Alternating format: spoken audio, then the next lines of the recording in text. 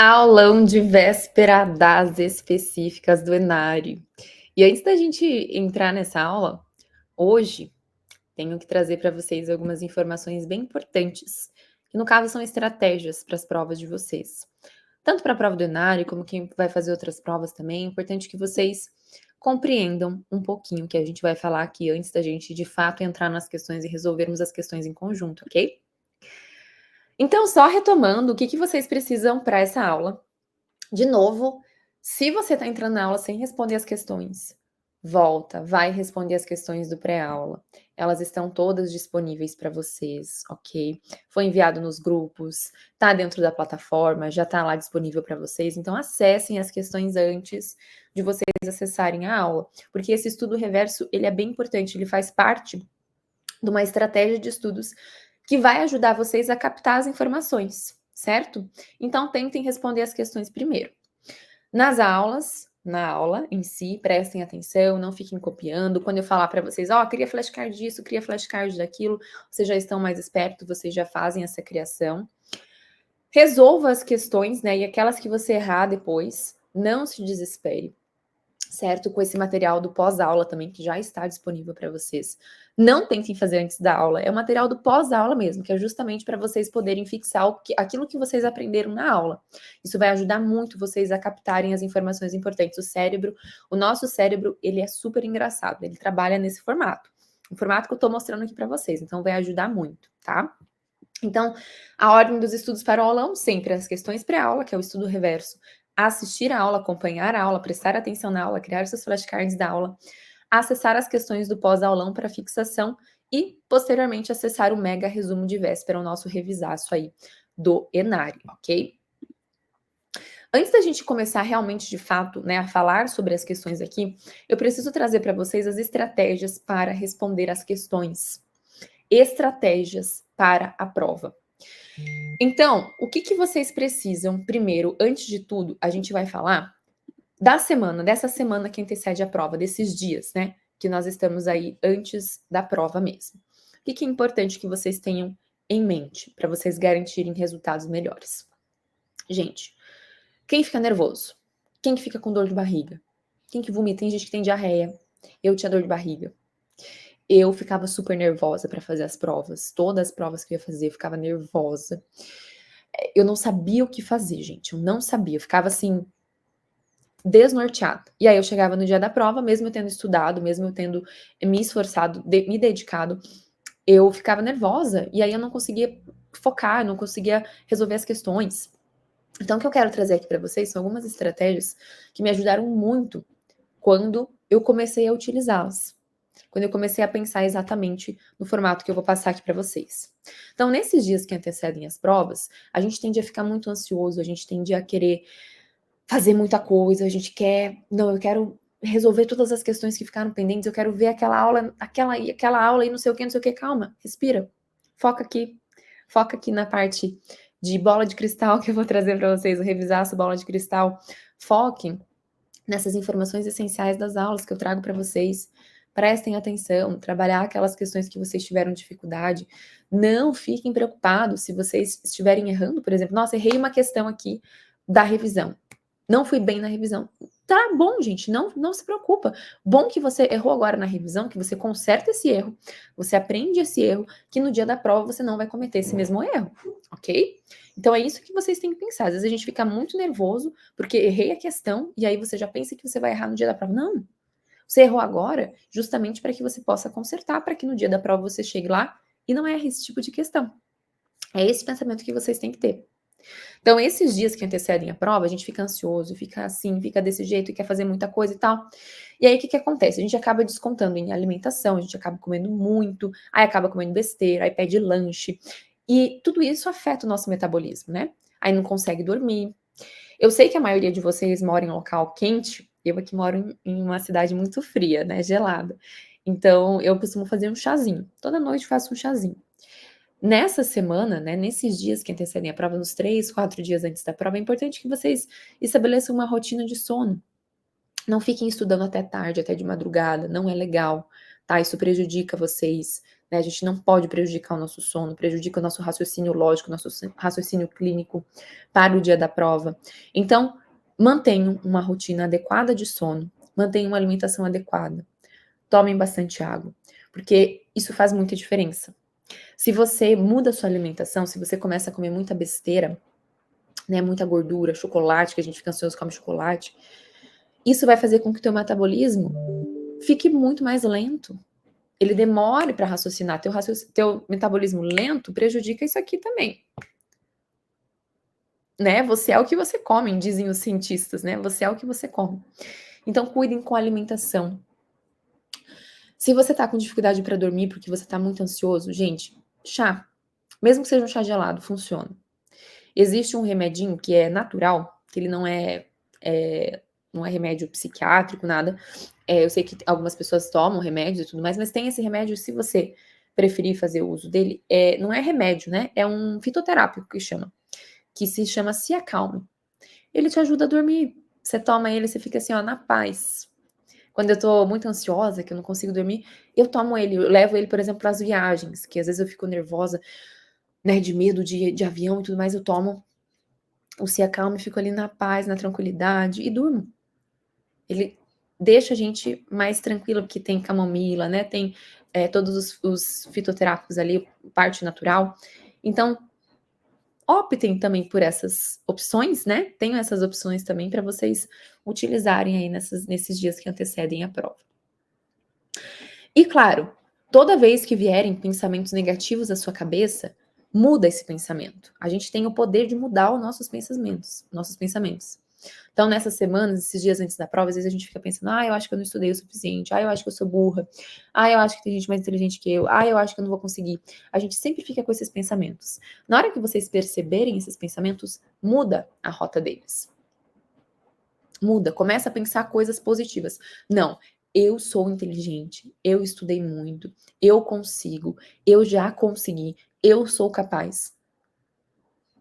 Não sei se vocês já viram, mas existe uma comprovação, né, que a gente geralmente faz com as crianças, né, os pais fazem com as crianças, e isso funciona. Isso é real. Um dia façam isso, depois que passar todas essas provas, façam isso para vocês verem.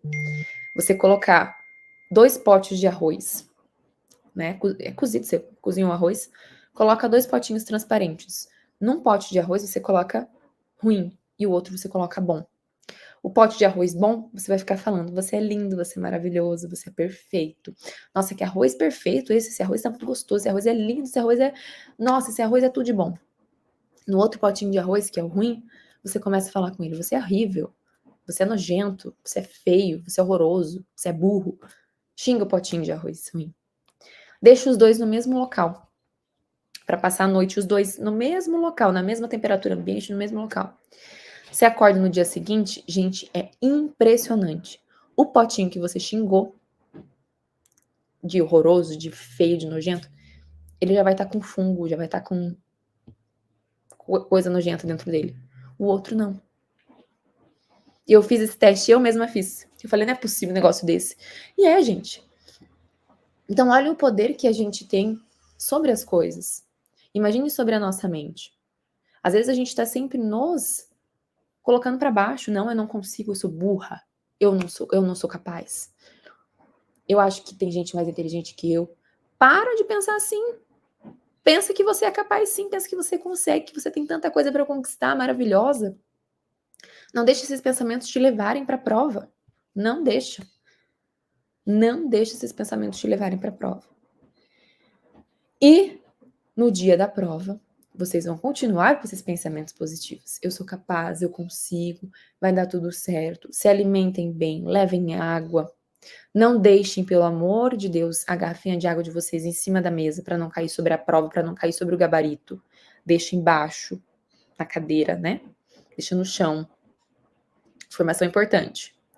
Se for levar comida, não leva pacote de comida, não leva coisa arada toda. Leva alguma coisinha assim num plastiquinho, né? Num transparente ali. Às vezes deixam comer, né? Às vezes não deixam, mas leva ali, se alimenta bem, né? Não se alimenta errado, não vai comer hambúrguer antes da prova, tá? Vão comer coisas saudáveis, naturais, boas. O que mais de informações que eu preciso trazer para vocês? Gente, quando vocês chegarem na prova, tentem se concentrar ao máximo, manter o foco máximo em vocês.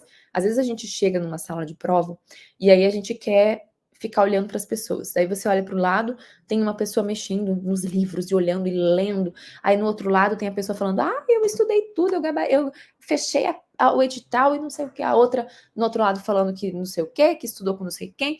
E aí você fica captando todas as informações da sala, capta de um lado, capta do outro, você fica captando as informações. E aí você não consegue se concentrar. A prova chega para você, a hora que o fiscal da sala põe a prova na sua mesa, você demora, leva um tempo para pegar no foco, para conseguir ler, porque você estava com todas as informações do ambiente. Você estava prestando atenção em tudo. Ai, mas meu amigo tá ali. Fala assim pro seu amigo: ó, amigo, tudo bem? Se ele te viu, tudo bem? Eu vou ficar aqui na minha, tá? Não é para ficar conversando com ninguém na sala. Não é para ficar falando com quem, o que você estudou, se você foi bem, se não foi bem, e ficar ouvindo o que os outros estão falando. Você vai chegar na sua mesa e você vai se concentrar. E você vai começar a pensar positivo. Esta prova vai vir para mim. Esta prova tem tudo que eu estudei. Essa prova tem tudo que a Elisa falou que vai ter. Essa prova tá maravilhosa para mim. Eu sou muito inteligente, eu sou muito boa. Eu fazia isso, gente. Às vezes eu fazia até assim, ó, né? Deitava assim, as pessoas achavam, nossa, a menina preguiçosa, aí não estudou nada, veio, tá dormindo aí antes da prova chegar. Não, eu tava ali orando, falando com Deus, quem acredita em Deus, independente da religião de vocês, peçam, falem. Deus, muito obrigada por me capacitar por eu estar aqui. Muito obrigada por me trazer até aqui. Eu estou confiante, eu consigo, vai dar certo. Essa prova é para mim. Já deu tudo certo. Pensamentos positivos. Não fiquem pensando coisas ruins, negativas na hora da prova. Porque aí, às vezes vocês chegam e ficam, ai meu Deus do céu, fulaninho ali acho que estudou mais do que eu. Nossa, esse daqui tá revisando, meu Deus do céu, e eu não trouxe nada para revisar. Deixa a pessoa. Foca em você. Foca no seu resultado, na sua prova. E aí vocês fazem isso que eu tô falando para vocês, meditem. Coloquem os pensamentos positivos ali, não fiquem prestando atenção nos outros. Foca aqui, ó. Fica aqui, não tem prova, não tem nada, você vai ficar aqui, ó. Vai ficar orando, vai ficar pedindo, vai ficar falando coisas boas, coisas positivas, meditando. Vocês não têm ideia do quanto isso funciona. Eu, que era uma pessoa que ficava com dor de barriga, antes da prova, eu ficava lá no banheiro, gente. Juro pra vocês, ficava no banheiro antes de entrar pra sala. Porque eu não conseguia. Era muita ansiedade. Porque eu ficava me concentrando nos outros. É óbvio que não vai dar certo. É óbvio que eu vou ficar nervosa. Então vocês vão chegar e vão fazer exatamente isso que eu tô falando pra vocês. Estamos combinados? Vocês vão focar em vocês. Porque se vocês ficarem focando nos outros, ficarem de conversinha com outras pessoas antes de entrar pra prova, o foco vai se desalinhar. Vocês precisam de foco para quando chegar a prova, certo? E aí, na hora da prova, Elisa, o que eu faço? Chegou a prova, começo pelas questões que eu mais tenho afinidade, vou começar por SUS ou por específicas. Não tem uma linha lógica, tá? Eu sempre oriento, comece pelo começo. Primeira questão, você já começa ali, tá? Primeira questão começou, já vai resolvendo as primeiras questões. Se porventura você está fazendo uma questão, você está lendo uma questão e você leu a questão uma vez, leu a questão 2 vezes, leu a questão 3 vezes, você percebe que o teu foco já não flui mais, você não consegue entender a questão. Nossa, essa questão aqui eu sei o assunto, mas não consigo resolver essa questão. Tudo bem. O que você vai fazer nesse caso? Pula a questão. Você vai marcar ali a questão que ficou sem resolver, né? Você vai pular essa questão para que você não fique ali presa nela, porque senão você vai perder muito tempo, certo? O tempo de prova aumentou, né? A gente já sabe. Porém, pula essa questão que você não tá conseguindo resolver ali naquele momento e depois você volta para ela. Sem problema. Depois você retoma. Mas não fiquem presos em uma questão. Às vezes você fica ali 10 minutos numa questão, é muito tempo, gente. Cuidado, tá, com isso. Prestem atenção quando vocês perderem o foco. Se você estiver muito preso numa questão, pula ela, depois você volta.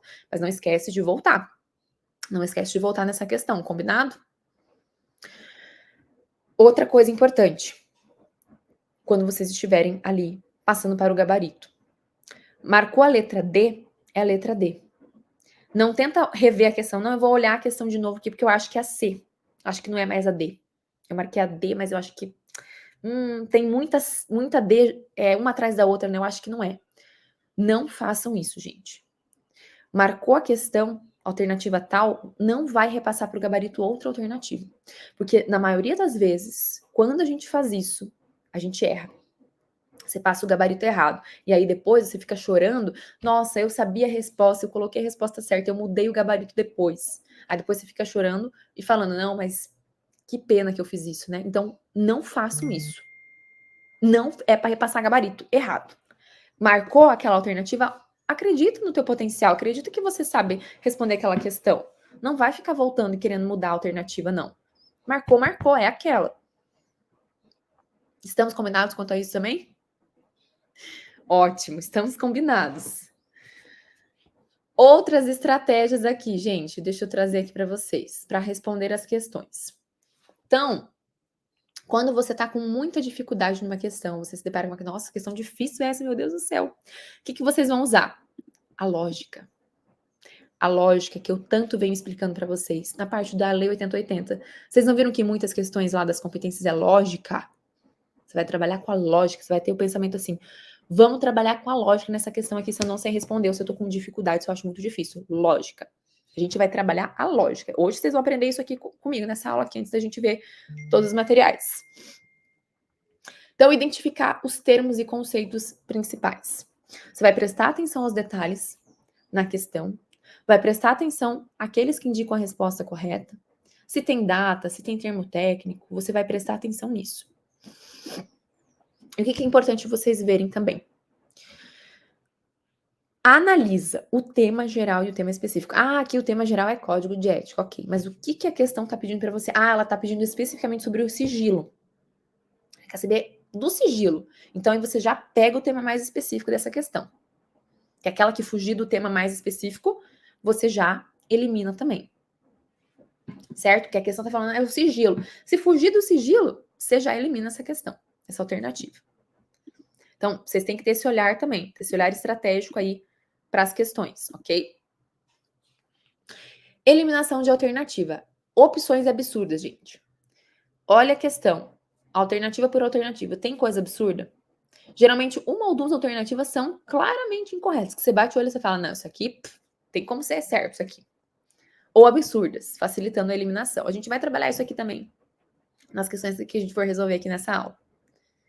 Procure por generalizações extremas. Então, cuidado quando a gente encontrar com palavras como sempre, nunca, somente, exclusivamente, porque geralmente elas estão erradas, costumam indicar alternativas erradas, pois a maioria das regras em saúde, né, possui exceções. E evite alternativas que se contradizem. Por exemplo, uma alternativa fala que é bom fazer isso, a outra alternativa fala que é ruim fazer aquilo, fazer a mesma coisa. Ou seja, elas estão se contradizendo. Nesse caso, a gente vai vou evitar, calma, vou olhar com calma, né? Às vezes uma é certa, sim, mas vamos olhar com calma, tá? Porque às vezes esses opostos podem estar errados. Então, para vocês prestarem uma atenção maior aqui a essa parte de questões. Ok? Essas são algumas estratégias que eu tenho para passar para vocês em relação à resolução das provas, a análise ali das alternativas. Isso vale principalmente para aquelas questões que vocês têm mais dificuldade, para aquela questão que você está com muita dúvida, ou para aquele conteúdo que você não conseguiu identificar o tema, né, dele, ou que você não estudou. Nossa, não vi esse tema aqui, meu Deus, isso aqui parece coisa de outro mundo. Que a princípio não é para acontecer isso na prova, mas, nossa, viu uma questão, ela parece de outro mundo? Segue esse raciocínio. Siga um raciocínio, gente. Raciocínio clínico de questões ajuda demais. Perfeito? Pegaram as dicas aqui para a prova? Todo mundo tá craque? Vai dar tudo certo? Então, pronto. Então, agora a gente vai resolver as questões depois de termos as estratégias definidas. Primeira questão, gente. Processo de enfermagem. Olha só. Tenho certeza que vai cair processo de enfermagem na prova de vocês, mas a certeza mesmo. Então, a gente sabe que temos o que? Resolução nova, COFEN 736 de 2024. Tem que saber o processo de enfermagem. E a questão diz o seguinte: o processo de enfermagem organiza-se em 5 etapas interrelacionadas, interdependentes, recorrentes e cíclicas. São elas, exceto. Quais são as etapas de enfermagem? Vamos ver quem sabe. Vamos ver quem coloca aí nas respostas. Etapas do processo de enfermagem, gente. A, D, P, I, E. Mudou, não é mais CDPIA, pelo amor de Deus, mudou, né? O ADPIE. Avaliação, diagnóstico, planejamento, implementação e evolução de enfermagem. Então, aqui, avaliação, sim, correto. Diagnóstico também, planejamento também. Histórico, não. E evolução tá correto. Então, o que está errado é histórico de enfermagem. Antes a gente tinha lá o histórico, né? Como primeiro, muitas vezes CDPIA, e aí ele estava ali dentro da coleta ou histórico. Agora não tem mais o histórico, é a avaliação de enfermagem a primeira etapa, certo? Então, a ADPI, avaliação, diagnóstico, planejamento, implementação e evolução são as etapas do processo de enfermagem, que vocês já estão carecas de saber, porque aqui a gente tem falado muito, né? A gente tem falado e comentado muito sobre as etapas. Então, vocês, meus alunos, sabem, vocês estão craques de saber. O que eu trouxe para vocês aqui do processo de enfermagem, que é importantíssimo vocês saberem, que são algumas informações bem relevantes dentro para a prova de vocês, dentro do processo. No planejamento de enfermagem, agora a gente tem que ele tem dentro dele o PDT. Então, o que é o planejamento de enfermagem? A palavra-chave dele é plano assistencial. Então, se a questão trouxer para você, é um plano assistencial direcionado para a pessoa, família, coletividade, perfeito.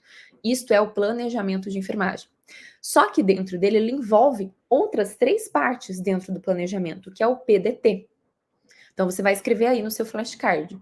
O que envolve o planejamento de enfermagem? Resposta no verso. PDT. Priorização, determinação e tomada de decisão. Priorização do quê? Dos diagnósticos de enfermagem.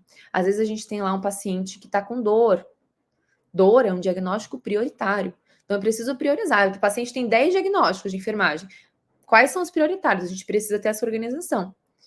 Principalmente aí, por exemplo, para provas, imagina só uma prova discursiva que é importantíssimo você saber dessa informação. Ó, dentro do planejamento de enfermagem, nós temos a priorização dos diagnósticos. Determinação de resultados, então, quanti ou qualitativos, tanto esses resultados esperados e exequíveis de enfermagem e saúde. Então, determinar resultados e tomada de decisão terapêutica, que é declarada pela prescrição de enfermagem. Cuidado, pode vir lá para vocês. Tomada de decisão terapêutica declarada pelo médico. Não. Se estamos falando de planejamento de enfermagem, é pela prescrição da enfermagem, das intervenções de enfermagem, das ações e atividades de enfermagem, e também que podem estar dentro de protocolos assistenciais. Então, em planejamento de enfermagem, nós temos o que chamamos de PDT, ok? Na resolução anterior, planejamento era a determinação dos resultados que se espera alcançar. Agora a gente fala em desenvolvimento de um plano assistencial, certo? Então, essa parte aqui, determinação dos resultados, caiu por terra. Nós temos o desenvolvimento de um plano assistencial. E a implementação de enfermagem, que também envolve aqui outras etapas. Então, na implementação, a gente vai o quê? Realizar as intervenções, as ações e atividades previstas lá no planejamento assistencial. Inclusive, aqui dentro da implementação, a gente vai checar a execução da prescrição da enfermagem. E aqui dentro da implementação, a gente também tem outras 3 partes aqui, que é os padrões de cuidados de enfermagem, os padrões de cuidados interprofissionais e os padrões de cuidados em programas de saúde. O que são os padrões de cuidados de enfermagem, gente? São aqueles que são apenas na enfermagem, tá? Então, prescrição apenas, que envolve apenas a enfermagem. Os interprofissionais vai envolver cuidados também de outras profissões. Então, às vezes a gente tem um paciente que envolve cuidado de enfermagem, mas que eu também preciso do apoio do fisioterapeuta, do psicólogo. Então, vai depender muito do diagnóstico ali do paciente, do diagnóstico de enfermagem do paciente, certo? E os padrões de cuidados em programas de saúde. Então, às vezes, a gente tem protocolos, a gente tem programas de saúde, e muitos desses cuidados envolvem, né, o que a gente tem deles. Então, cuidado, que às vezes a questão pode te trazer um exemplo. E aí, te pedir qual é o padrão de cuidado. Então, se falar só da enfermagem, é só da enfermagem, é padrão de cuidado de enfermagem. Se falar que é um padrão de cuidado que envolve ali outros profissionais, é interprofissional. E se ele citar, por exemplo, um protocolo, um programa de saúde, o programa do diabético lá, por exemplo, né? Que envolveu lá o enfermeiro trazer a prescrição de enfermagem, só que aí esse paciente, por exemplo, precisa de uma informação maior sobre o medicamento, sobre armazenamento da medicação, então vai ter o apoio ali do farmacêutico, então isso é interprofissional. Ou tá definindo ali que naquele protocolo precisa seguir aquilo do protocolo e tal, é padrão de cuidados em programas de saúde, que vai envolver enfermagem também, tá dentro da implementação de enfermagem, mas envolve o que a gente vê dentro dos programas de saúde, certo? Questão 2, vamos para a parte de urgências aqui, vamos lá. No atendimento inicial ao politraumatizado, ABCD do trauma, a letra B abrange a seguinte ação. Então vamos lá, gente. Pensando no XABCD do trauma, que geralmente é bastante cobrado também dentro das provas, é muito importante que vocês saibam o significado de cada uma das letras, tá? Então é muitíssimo importante mesmo. Cada uma das letras vocês saibam, vocês tenham esse entendimento, tá? Então, o que ele diz aqui? Vamos lá. Letra A. Análise da respiração. Sim, é a análise da respiração, gente. É o que a letra E abrange essa ação. As outras, vamos olhar aqui conforme a gente for ver o que é mesmo o XABCD do trauma. Então, o X significa exsanguinação. Vocês vão lembrar desse X de exsanguinação, que é a contenção da hemorragia externa grave. E ela deve ser feita antes do manejo das vias aéreas. Por quê? Porque epidemiologicamente, apesar da obstrução das vias aéreas ser responsável pelos óbitos em um curto período de tempo, o que mais mata no trauma são as hemorragias graves.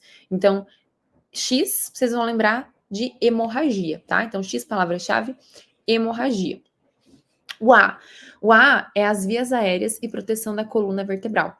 Então, no A, a gente primeiro vai realizar, né, essa avaliação das vias aéreas. Por quê? No atendimento pré-hospitalar, de 66% a 85% das mortes evitáveis ocorrem com a obstrução. Ocorre, na verdade, né, por obstrução das vias aéreas. Então, para a gente manter essas vias aéreas, né, a gente utiliza a técnica de chin lift, que se eleva o queixo, usa o aspirador, o jaw thrust, faz a anteriorização da mandíbula, coloca a cânula orofaríngea, né, a cânula de Guedel. No A, a gente também faz a proteção da coluna cervical. Então, A, vias aéreas e coluna cervical. Isso que vocês vão colocar aí de importante para vocês saberem. E a imobilização deve ser de toda a coluna, não se limitando apenas à coluna cervical. Então, a gente tem que ter uma prancha, né, rígida e tudo mais, para a gente poder ter essa coluna aqui bem alinhada, né? E considere uma lesão da coluna cervical em todo doente com traumatismo multissistêmico. Então, qualquer doente que a gente vê, né, que a gente percebeu lá, que teve traumatismo, independente de qual seja, que teve essa traumatização ali, né, em algum acidente, a gente vai sempre considerar ele com lesão de coluna cervical, né, sem que a gente saiba, enfim, a gente precisa ter essa consideração. Boa ventilação e respiração. Então, no B, o socorrista vai analisar se a respiração está adequada e vai se atentar para o quê? Para a frequência respiratória, para a inspeção dos movimentos, cianose, desvio de traqueia, vai observar a musculatura acessória. Esses são os parâmetros que a gente avalia nessa fase. Então, a gente tem que expor o tórax do paciente, né, para a gente analisar também, fazer inspeção, palpação, ausculta, percussão e também verificar se a respiração é eficaz, se o paciente está bem oxigenado. Então, B, boa ventilação e respiração, né? Oxigenação também vocês podem levar. Aqui na alternativa é o B, né? Análise da respiração. Então, perfeito. B, respiração, boa respiração, isso que vocês vão lembrar. O C, circulação com controle de hemorragia, então no C, circulação, que é aqui onde a gente vai olhar, né? Qual que é a diferença entre o X e o C, que muita gente fala, né? Mas o C também tem a hemorragia. O C se refere a hemorragias externas, aquelas que a gente consegue ver, né? O X, né? Já o C refere-se às hemorragias internas, aquelas que a gente não consegue ver. Onde a gente vai ter que investigar a perda de volume sanguíneo desse paciente. certo? Então, traumas que pelve, abdômen, membros inferiores. Então, a gente vai avaliar aqui no C o tempo de enchimento capilar, se ele está identificado, se o paciente está com a pele fria, está pegajosa, o comprometimento do nível de consciência. Então, a diferença entre o X e o C é essa. Então, o X é aquela que a gente vê por fora, aquela hemorragia por fora, e o C é aquela por dentro. Então, as hemorragias internas, tá? D é a disfunção neurológica. Então, no D, a gente vai avaliar o nível de consciência, vai ver as pupilas, vai ver a presença, né, de hérnia cerebral, dos sinais de lateralização, nível de lesão medular. Então, aqui, o objetivo da D é que a gente minimize as chances de lesão secundária, tá? Com a escala de Coma de Glasgow também. Então, aqui na D é onde se aplica a escala de Coma de Glasgow. Quando, às vezes, a questão vem assim para vocês: em qual etapa do XABCD se aplica a escala do Coma de Glasgow? Na D, tá? Na letra D do XABCD. E o E é a exposição total o controle do ambiente, vai prevenir hipotermia, né, são as principais ações aqui realizadas no E. O socorrista aqui vai analisar sinais de trauma, sangramento, manchas na pele e também vale saber a parte do corpo que não está exposta pode conter a lesão mais grave que acomete o paciente, né? Por isso que a gente precisa ter essa exposição total do paciente, certo? Então, o que é importante que vocês coloquem, né? O que cada uma das letras significa. X, exsanguinação, então as hemorragias externas. A, vias aéreas e coluna vertebral. B, boa ventilação / respiração. C, circulação, hemorragias internas. D, disfunção neurológica. Aqui vocês colocam a escala de Coma de Glasgow. E E, exposição total do paciente. Fácil, né? Quando a gente pega as letrinhas assim, já coloca a palavra-chave de cada uma delas. Fica tranquilo a gente saber. Questão de número 3. O Código de Ética dos Profissionais de Enfermagem dispõe que a assistência de enfermagem deve ser prestada livre de danos decorrentes de imperícia, negligência ou imprudência. Neste caso, assinale a ação que configura a imperícia. Vamos voltar aqui para mim rapidinho para a gente entender um pouquinho o que é cada uma delas, tá, gente? Então, imperícia, negligência ou imprudência. Imperícia, o que vocês vão lembrar quando se depararem com a palavra imperícia? Vocês vão ver que é uma palavra que tem o perito dentro, né? Imperícia. É aquela pessoa que não é perita naquilo. Ela não fez um curso daquilo, ela não sabe fazer aquilo. Por exemplo, um curso de PIC. Você é enfermeiro, mas você não é perito em passar PIC porque você não fez um curso de PIC. Então, se você vai lá e passar um PIC e você não fez um curso, você não sabe, você está cometendo uma imperícia. Ou um técnico de enfermagem passar uma sonda vesical de demora no paciente. Ele está cometendo imperícia porque não cabe a ele, né, na função dele, realizar isto, certo? Negligência. Negligência, vocês vão ligar a palavra negar. Negligência, negar. Então, você vai omitir. Você sabe que aquele paciente precisa da medicação, mas você não vai lá dar. Ah, não, que não quero. Não quero nem saber desse paciente, não vou lá dar medicação para ele que se vire. Isso é negligência. É você negar, você omitir algo. E a imprudência, a gente vai lembrar do quê? Do trânsito, né? Se você passa no sinal amarelo, você está sendo imprudente. Você está fazendo com pressa. Estou acelerando aqui para passar, você está sendo imprudente. Então, imprudente, você sabe fazer. Então, aquele enfermeiro, ele fez o curso de PIC, só que ele estava com pressa. Ele não pegou os materiais corretos, ele estava, assim, com muita coisa para fazer, ele fez com pressa. Ele foi o quê? Imprudente. Então, é nessas palavras-chave aí que vocês vão lembrar para responder as questões que aparecerem assim para vocês, ok? Então, a questão está pedindo aqui um caso de imperícia, ou seja, uma pessoa que não é perita em determinada ação. Letra A. Administrar medicação na dose errada e na via errada. Isso não é imperícia porque não está dizendo aqui que a pessoa não sabe fazer. A pessoa sabe fazer, mas ela está fazendo de forma imprudente, não viu, não fez da forma correta, né? Letra B, deixar de prestar socorro em situações de emergência. Isso aqui é uma negligência, você está omitindo, né? Não quero prestar socorro. Isso é uma omissão, negligência. Letra C, realizar um procedimento sem conhecimento técnico. Perfeito. Isso é a definição correta de imperícia, você não ser perito naquilo. Perfeito. Letra D, administrar medicação sem ter certeza da dose prescrita. Não. E realizar um procedimento sem uso de EPI adequado. Isso daí também é imprudência, né? É você ser imprudente, você saber que tá certo, mas você não faz porque você tá com preguiça ou que você não quer realizar, não quer colocar ali o EPI. Então, letra correta, letra C. Questão 4. Trouxe aqui uma questão de dengue para vocês, gente, porque é um conteúdo aí que está bastante em alta, né? Que está sendo bastante cobrado dentro das provas também, que é importante a gente ter esse olhar atento para essa temática. A dengue é uma doença que ocorre de forma endêmica nas Américas, inclusive no Brasil, principalmente em meses quentes e chuvosos. Acerca da dengue, assinale a opção incorreta, ou seja, olha só, prestem atenção no que a questão está pedindo, a incorreta. Nessa questão aqui é uma questão boa para a gente o quê? Revisar os conceitos da dengue. Então, tudo que for das alternativas corretas, a gente já aproveita para revisar e marcar a incorreta. Então, prestem atenção naquilo que é muito sem noção, né? Ó, vamos ver, se você não sabe nada de dengue, a gente vai prestar atenção naquilo que é uma alternativa sem noção, assim, tá? Letra A. O controle da transmissão do vírus da dengue acontece essencialmente no âmbito coletivo e exige um esforço de toda a população, em virtude da alta capacidade de adaptação e da dispersão do Aedes aegypti. Perfeito. Dessa forma, é necessário que a comunidade adquira informações visando mudanças de atitudes que possam ajudar na prevenção e controle da doença. Perfeito, né? Tá uma definição aqui perfeita do que é essa parte aqui do controle da transmissão do vírus. B. As ações de prevenção da dengue devem contemplar a intersetorialidade, envolvendo todos os segmentos da sociedade civil organizada, assim como os gestores das esferas municipais, estaduais e federais. Perfeito também. A gente precisa envolver todo mundo, não é só no âmbito, não é só municipal, não é só estadual, é de todo mundo. Então, perfeito aqui a letra B correta. Letra C. O vírus da dengue se diferencia em 4 sorotipos distintos. Isso aqui tá certíssimo, gente. Inclusive, aí para vocês marcarem no flashcard de vocês, né? Quais são os sorotipos da dengue? Dengue 1, Dengue 2, Dengue 3 e Dengue 4. E é transmitido por meio da picada das fêmeas infectadas pelo Aedes aegypti. Perfeito também.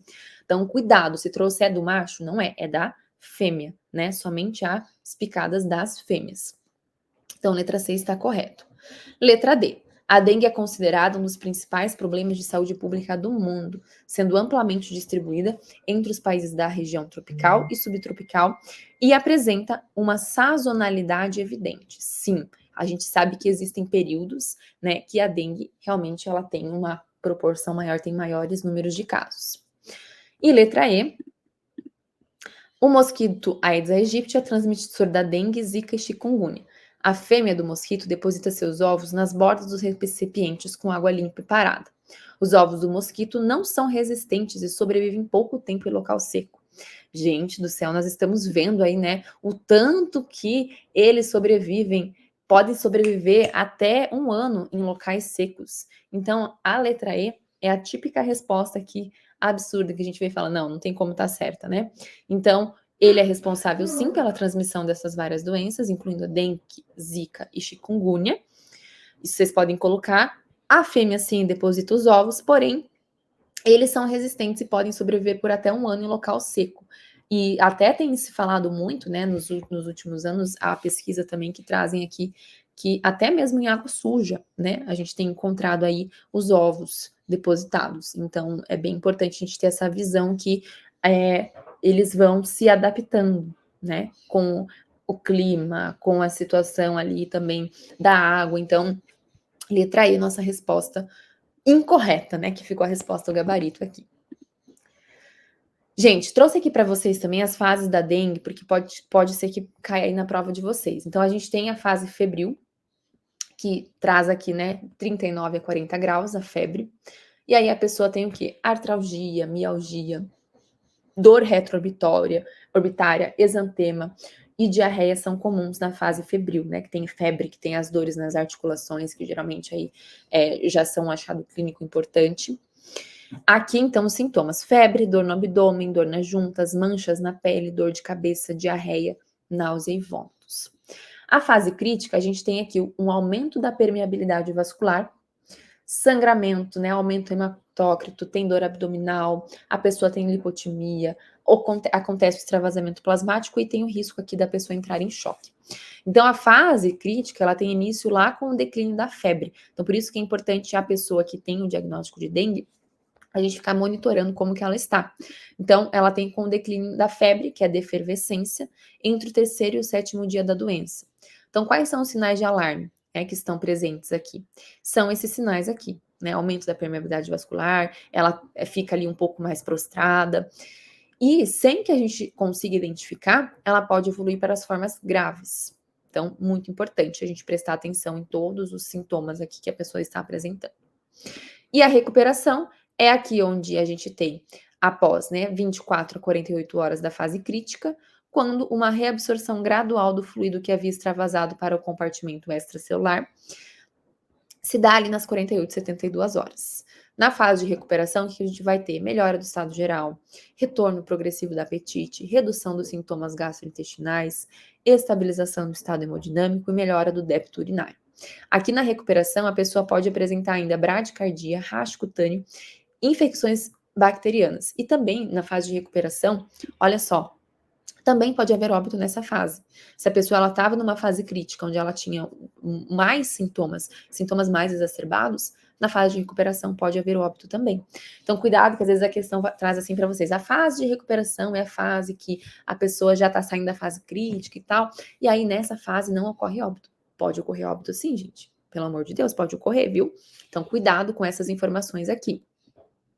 O tratamento, em geral, nós temos aqui o tratamento, né? Sintomáticos antitérmicos, analgésicos, hidratação, que é bem importante, e quando não contraindicado, né, a gente tem ali medicamentos com, na verdade, um olhar, né, para os medicamentos. Então, por isso que a gente fala muito que pessoa que está com sintomas de dengue não se automedique, né? Tem aquelas propagandas que falam rápido. Em caso de sintomas de dengue, né, contraindicado essa medicação, porque existe um risco aí, né, muito grande de potencial hemorrágico. Então, as pessoas têm que tomar cuidado com as medicações, tá? Os AS, né, e os AINES aqui. Questão de número 5, conteúdo de NANDA, que costuma ser muito cobrado também na prova da FGV. Na taxonomia de NANDA, o julgamento clínico a respeito da motivação e do desejo de aumentar o bem-estar e alcançar o potencial humano de saúde corresponde ao conceito de. Então, aqui, nesta questão, temos que ser também muito críticos, analíticos, analisar a questão, né? Ah, não sei nada de NANDA, tenho dificuldade em NANDA. Vão pelo raciocínio lógico da questão, gente. Olha só, tá dizendo assim: motivação, desejo de alcançar. O que que é isso? É promover. Você tá com vontade de promover. É um diagnóstico de promoção da saúde. Porque aqui a gente não tem problema. Não tem fator relacionado, aqui não tem diagnóstico de risco, não é nada relacionado a risco. Características definidoras também não tem nada que nos traga isso, mas está dizendo assim que a pessoa está com motivação, com desejo de aumentar esse bem-estar dela. Então, isso só pode ser um diagnóstico de promoção da saúde. Quais são os tipos de diagnósticos que existem aqui, que podem cair na prova de vocês? Alguns exemplos. Então, a gente tem o diagnóstico com foco no problema. Um julgamento clínico a respeito de uma resposta humana indesejável. Então, se é uma resposta humana indesejável, é porque a gente tem um problema que a gente precisa solucionar. Há uma condição de saúde, processo de vida. Então, indesejável faz parte do diagnóstico com foco no problema. Diagnóstico de risco, o que que é isso? É aquele julgamento clínico a respeito da susceptibilidade de um indivíduo, família, grupo ou comunidade que tem ali uma resposta humana indesejável, uma condição de processo saúde e doença. Então, você vê que aquela pessoa possui um risco. Ah, a pessoa é idosa. Às vezes pode trazer lá para vocês um caso. Ah, é uma pessoa idosa que tem isso, tem aquilo. Então, ela tem um risco de desenvolver tal coisa, diagnóstico de risco. E de promoção da saúde, diz respeito e envolve a motivação, o desejo de aumentar o potencial da saúde. Então, essas pessoas aqui, quando trazem um exemplo para vocês, são as pessoas que têm promoção da saúde, diagnóstico de promoção da saúde. Melhorar o comportamento, beneficiar, ela tem vontade, né? Ah, por exemplo, uma pessoa que é fumante, ela tem a promoção, ela tem o desejo de parar de fumar. Isso é um diagnóstico de promoção da saúde, certo? Então, só trazendo aqui para vocês esses exemplos, porque podem ser cobrados para vocês. Usem o raciocínio da questão, combinado? Questão de número 6. Vamos lá responder esta questão. Questão, gente, sobre CME. Então, eu tenho certeza que os meus alunos que assistiram às oficinas, né, de CME, vão arrasar nessa questão aqui, vão acertar com toda certeza. Então, a questão diz o seguinte: de acordo com os requisitos de boas práticas para o processamento de produtos para a saúde, O monitoramento do processo de esterilização, realizado em cada carga com pacote teste-desafio, deve ser feito com. Então, olha só, em cada carga, monitoramento, prestem atenção nos detalhes da questão. Monitoramento do processo de esterilização realizado em cada carga com pacote teste-desafio deve ser feito com quais tipos de indicadores? Os físicos, os biológicos, os químicos? A gente já vai ver sobre cada um deles também. Mas vamos para a resposta aqui correta, que é a letra E. Os integradores químicos, classe 5 ou 6. Muitas pessoas podem confundir colocando ali como os biológicos. Por quê? Os biológicos são os indicadores que a gente tem que são os mais precisos, digamos assim, né? Os biológicos são aqueles, os tops de linha. Porém, aqui ele está falando no dia a dia, né, em cada carga, com pacote teste e desafio. Então, a gente vai usar os químicos classe 5 ou 6. Então, olha só. Os físicos são aqueles que a gente vai registrar em cada ciclo de esterilização. Cada ciclo, tá? Os químicos, classe 1, indicador de processo em todos os pacotes. Então, aqui, ó, 5 ou 6 ele está falando. O classe 2, o teste de Boyd-Dick, primeira carga a ser processada com autoclave vazia. Então, tem uma questão que falou em autoclave vazia, a gente vai usar o teste de Boyd-Dick, classe 2, indicador químico classe 2. Classe 5, que é o indicador integrador, e a classe 6, que é o emulador simulador, em cada carga em pacote teste desafio. Então, falou em classe 5 ou 6, você vai lembrar que é aqueles que estão no desafio. Então, 5 ou 6 em cada pacote teste desafio. O indicador biológico é aquele que deve ser feito diariamente. Todos os dias ele tem que ser feito. Por quê? O biológico, até coloquei em vermelho aqui para vocês, porque é o mais importante, aquele que tem um nível de precisão muito maior. Ok? Então, olha só para vocês entenderem melhor aqui. Quais são os indicadores químicos? Então, indicadores químicos nós temos todos esses aqui, da classe 1 à classe 6. A classe 1 são as tiras impregnadas com tinta termoquímica, que é essa aqui, ó, que vai mudar de coloração quando exposto à temperatura. Então, exemplo de classe 1, a fita zebrada. Ela é classificada como indicador químico classe 1 porque ela verifica apenas a exposição no processo de esterilização e ela não monitora os parâmetros como tempo e temperatura. Então, ela vai apenas verificar a exposição à esterilização. Então, classe 1. Indicador químico classe 2 é o Boyd-Dick, ó, que a gente colocou aqui para vocês. Classe 2, Boyd-Dick, que vocês vão lembrar da autoclave vazia. Então, por exemplo, podem colocar aí um flashcard para vocês. O indicador classe 2, teste de Boyd-Dick, inicia-se quando? Primeira carga com autoclave vazia é a resposta correta. Certo? Então, ele vai testar o quê? A eficácia do sistema de vácuo da autoclave, pré-vácuo. Então, a gente vai sempre usar ele no primeiro ciclo sem carga. Então, falou do sem carga, é o Boyd-Dick. Sem carga, autoclave vazia, Boyd-Dick. Vocês vão lembrar disso, tá? Autoclave vazia, Boyd-Dick. Classe 3, controla um único parâmetro, a temperatura. Então, aqui, ó, classe 3 que a gente viu aqui. Ele não apareceu aqui, né, na verdade.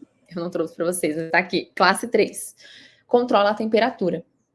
Classe 4, é um paramétrico, ele vai controlar a temperatura e o tempo para o processo. Então, classe 3, temperatura, classe 4, temperatura e tempo, TT. E o classe 5 vai controlar a temperatura, tempo e qualidade do vapor, que eu coloquei aqui para vocês, né?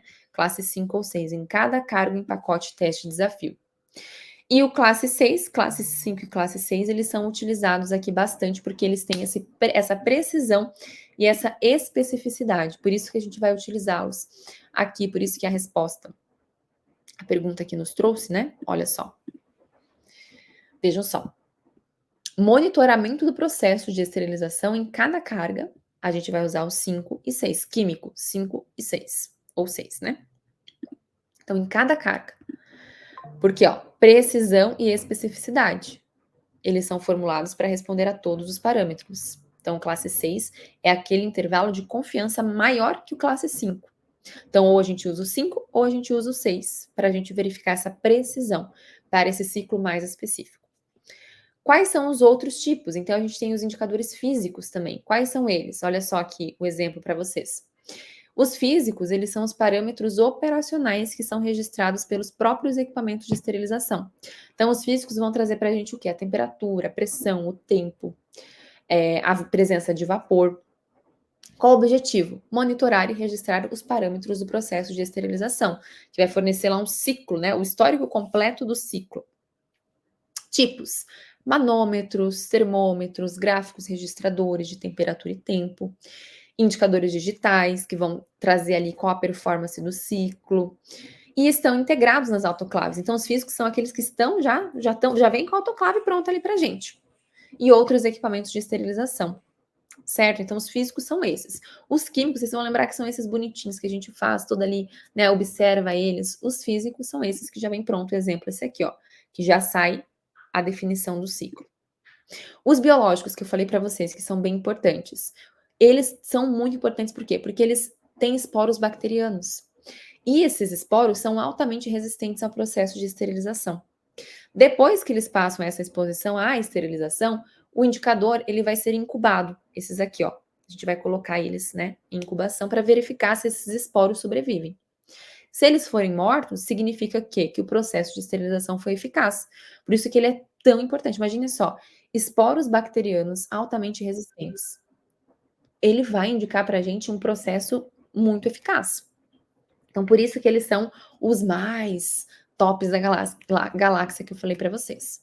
Então, eles são geralmente, né, utilizados as bactérias, né, como o geobacillus para esterilização a vapor e o bacillus atrophaeus para esterilização a gás de etileno, óxido de etileno, né? E o objetivo, avaliar a letalidade do processo de esterilização. Por que ele é diferente dos indicadores químicos e físicos? Porque eles vão medir a eficácia do ciclo ao nível microbiológico. Os outros, os químicos e os físicos, não fazem isso. Quem vai fazer isso é somente o biológico, porque vai ter os esporos ali para verificar se realmente foi eficaz ou não.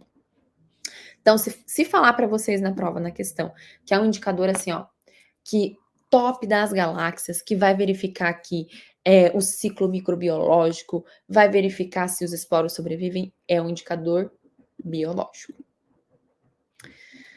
Vamos agora para a questão de número 7. Considerando as cadeias de sobrevivência da PCR em ambiente intra- e extra-hospitalar, no atendimento a pacientes adultos, analise as afirmativas a seguir. Então, PCR aqui, né, a parte intra- e extra-hospitalar é bem importante, costuma cair sempre nas provas também da FGV, e principalmente o ENARI gosta muito de cobrar a parte de PCR. Então, vamos lá. No ambiente intra-hospitalar, a cadeia de sobrevivência se inicia com o reconhecimento e a prevenção precoce. E no ambiente extra-hospitalar, se inicia com RCP de alta qualidade. Gente, tá errado. Por quê? No extra-hospitalar, a gente não vai, não diz, né, que é o reconhecimento RCP de alta qualidade. A gente primeiro precisa fazer o acionamento médico, tá? Eu já vou mostrar aqui para vocês. Isso aqui teve muita gente que errou. Então, a ressuscitação avançada, está falando de uma ressuscitação avançada. É uma etapa que está presente somente na cadeia para ambiente extra-hospitalar.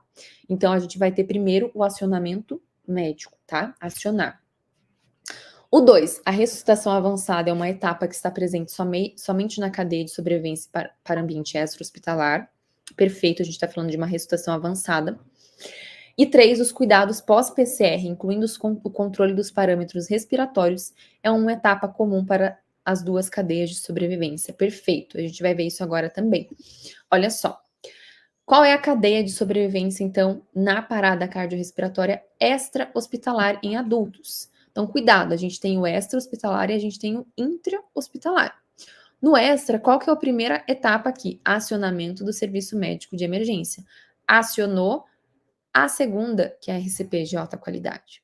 A gente teve mudança recente, né? Essa cadeia aqui é nova, né? Então, é já conforme a nova cadeia de sobrevivência da American Hearts. Então, primeiro, a gente faz o acionamento do serviço, depois a RCP de alta qualidade. Por isso que tá errado aqui, ó, porque ela trouxe aqui, ó. No extra-hospitalar, se inicia com a RCP de alta qualidade. Na verdade, a gente tem primeiro o acionamento do serviço médico de emergência. Depois a RCP, depois desfibrilação, ressuscitação avançada, cuidados pós-PCR e recuperação. Já na intra-hospitalar, olha só que é diferente a primeira etapa. Na intra, a gente primeiro vai fazer o reconhecimento e prevenção precoces. Depois, acionamento do serviço médico. Depois, RCP de alta qualidade. Ah, você pode pensar assim, nossa, mas RCP que é tão importante, vai ficar na terceira etapa. Gente, isso tudo acontece em segundos, né? São etapas rápidas, então prestem atenção nisso para vocês não errarem lá na hora da prova. Desfibrilação, cuidados pós-PCR e recuperação. Então vejam que os cuidados pós-PCR, eles estão em ambas, né? Assim como a recuperação. Desfibrilação também está tanto na extra como na intra-hospitalar.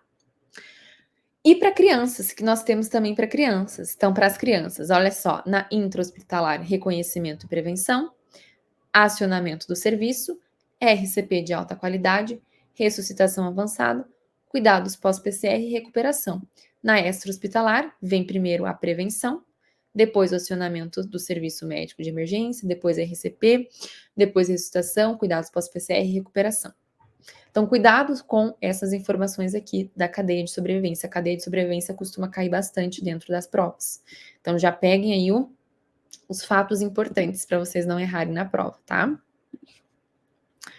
Questão de número 8. Considerando o exposto na Lei 7498, nossa legislação de enfermagem, e no Decreto 94406 de 87, pode-se afirmar que se trata de atividade privativa do enfermeiro o exposto na alternativa. Então, o que é privativo do enfermeiro, somente o enfermeiro pode fazer. Identificação das distócias obstétricas e tomada de providência até a chegada do médico. E aí, o que vocês acham? Vou tomar uma água aqui. Vocês marcariam nessa daí. Vocês acreditam que muita gente marcou essa, gente? Mas prestem atenção, ó. Distócias obstétricas e tomada de providência até a chegada do médico, a gente envolve aqui o enfermeiro obstetra, tanto que a gente tem uma resolução à parte somente para o enfermeiro obstetra. Então a letra A está errada. Não é privativo do enfermeiro. B. Circular em sala de cirurgia, se necessário instrumentar, não é privativo. Realizar testes e proceder à sua leitura não é somente do enfermeiro. Técnico de enfermagem pode fazer, auxiliar de enfermagem. Prescrição da assistência de enfermagem. Sim, né? Gente, prescrição da assistência de enfermagem, tá correto? Então, quem vai fazer a prescrição é somente o enfermeiro, da assistência de enfermagem. Então, se a gente está falando da enfermagem, vocês têm que levar o raciocínio lógico.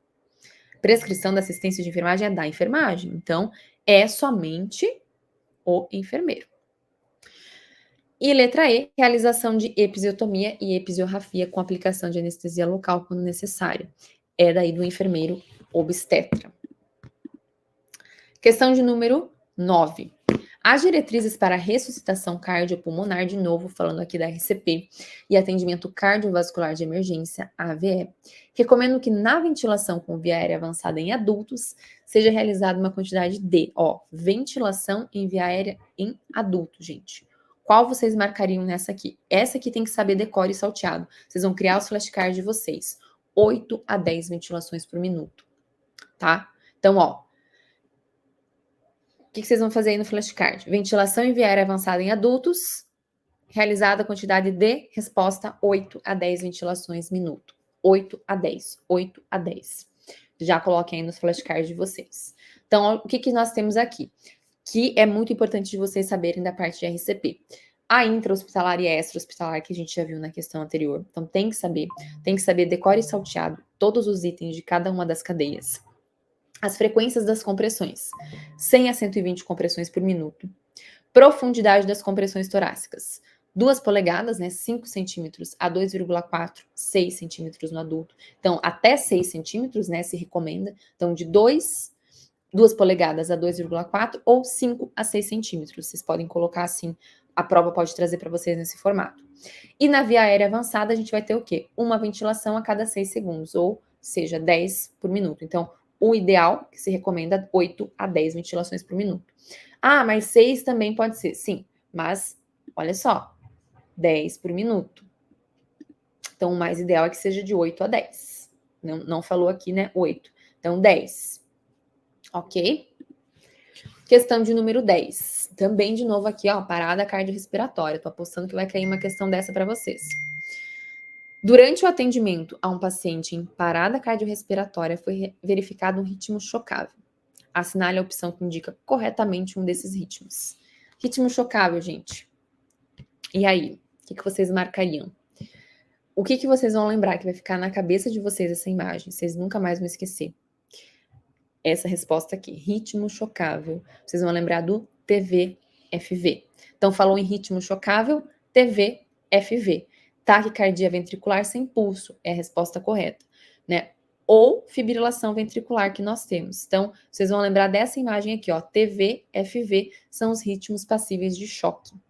Então, fibrilação ventricular e ataque cardíaco ventricular sem pulso, sendo ambas tratadas da mesma forma. A gente vai fazer RCP de alta qualidade, vai administrar vasopressores e antiarrítmicos e aí, no retorno, a gente vai fazer a desfibrilação. Né, a gente vai realizar a desfibrilação. Então, ritmos passíveis de choque são o TV e FV, taquicardia ventricular e fibrilação ventricular. Lembrem dessa imagem aqui, que eu tenho quase certeza que vai cair uma dessas na prova de vocês, viu? Alguma questão de RCP vai estar presente na prova de vocês, esses detalhes importantes que vocês precisam saber. Questão de número 11, vamos falar agora de cirurgia segura. São passos que devem ser tomados antes da incisão cirúrgica para a realização de uma cirurgia segura. Gente, os passos da cirurgia segura. Ultimamente eles estão sendo bastante cobrados dentro das provas, tá? Principalmente da FGV. Então, vamos prestar atenção, porque tem algumas regras, né? Algumas situações aqui básicas que fica fácil de vocês entenderem. E vamos olhar aqui essa questão e o que vocês podem tirar de proveito para pegarem os ganchos aqui para essa questão, ok? Vejam que a questão, então, ela está trazendo antes da incisão cirúrgica. A gente tem ali um momento, né, antes do paciente a gente tem a anestesia, depois antes da incisão cirúrgica e depois a gente tem o momento do pós, que a gente já vai ver aqui. Então, aqui está falando passos antes da incisão cirúrgica. 1. Apresentação de cada membro da equipe pelo nome e função. Perfeito, isso é antes da incisão cirúrgica. Confirmação da acessibilidade dos exames de imagem necessários, perfeito. Confirmação de que o procedimento e o local de cirurgia estão corretos, perfeito. Confirmação da conexão de um monitor multiparâmetro ao paciente e seu funcionamento, perfeito. E confirmação da administração de antimicrobianos profiláticos nos últimos 60 minutos da incisão cirúrgica. Perfeito também. Todas estão corretas. 1, 2, 3... 4 e 5, né? Na verdade, 1, 2, 3 e 5 só, que estão corretas, né? É isso mesmo, gente. O item 4, ele não se encaixa, porque assim, essa parte do monitor, ela é importante, só que ela pode ser subsequente a essa preparação inicial. Então, ela não diz respeito aqui antes da incisão cirúrgica. A gente não tem isso também no protocolo, tá? Então, só para que fique bem claro isso para vocês também, ok? Este, então, é o checklist da cirurgia segura que a gente tem da OMS, tá, gente? Então, vejam só, a gente tem 3 etapas aqui. O que é importante vocês lembrarem? Eu até fiz essa analogia com os alunos em uma oficina que eu fiz com eles. Quando vocês estiverem com dúvidas, sempre pensem assim, você é o paciente. Pensa que você chegou para fazer a cirurgia, você tá lá deitadinho na maca da cirurgia, tá? E aí, antes da indução anestésica, o que vai acontecer antes da indução? Vai haver a confirmação sobre o paciente, porque você vai estar acordado. Então, essa confirmação precisa estar sendo feita com você acordado. Então, a identificação, o local da cirurgia a ser feita, o procedimento a ser realizado, o consentimento informado, né, realizado do paciente também. Dentro da indução anestésica, antes da indução anestésica, vai ter também o sítio cirúrgico, né, do lado correto, ou se não se aplica. Checagem do equipamento anestésico, se está ok. Oxímetro de pulso instalado e funcionando. E aí as outras partes. Paciente tem alergia? Sim ou não? Há risco de via aérea difícil, de broncoaspiração? Se sim, há equipamento disponível? Há risco de perda de sangue? Então, esta é a parte aqui antes da indução anestésica, ou seja, você está lá deitadinho e vão fazer todos esses checklists com você lá junto. Feito a indução anestésica, antes de iniciar a cirurgia, tem o segundo checklist. Todos os profissionais da equipe confirmam seus nomes e suas profissões.